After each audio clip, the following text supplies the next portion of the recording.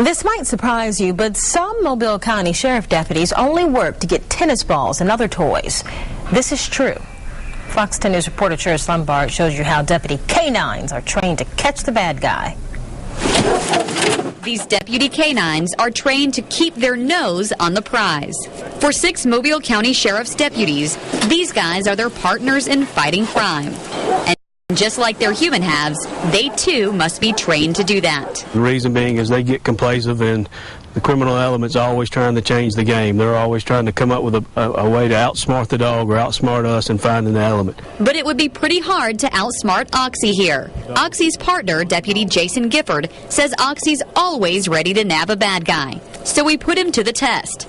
Deputy Gifford hid marijuana in this car to see if Oxy could find it. He's alerting there's an odor coming from the cracks of that door handle or around that door, and he's alerting to it, letting me know there's some kind of substance coming from that vehicle. Whether it be searching for the bad guy, looking for narcotics, or finding a missing child, these guys are trained to do it all for one thing. The drive is to find that toy. They have 2 things to do: make me happy, the owner happy, and find the substance. For them to find the substance, I'm going to reward them with their toy. That's why you see Deputy Gifford throwing the toy against the car.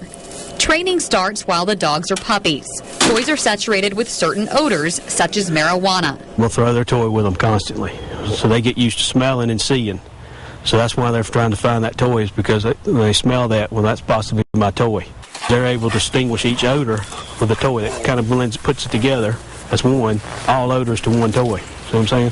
So that's why they're able to work multiple odors like that. The canines also use their noses to track people. Every human creates cells, and them cells, kind of like dandruff, fall off and stick to the ground.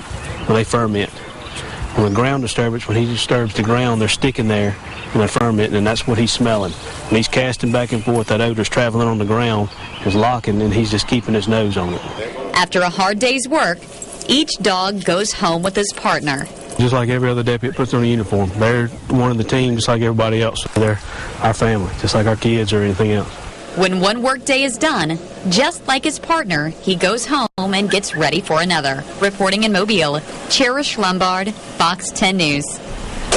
A deputy has to be on a waiting list and interviewed several times before he or she gets a canine. Each canine usually works with his deputy for up to 10 years, depending on health.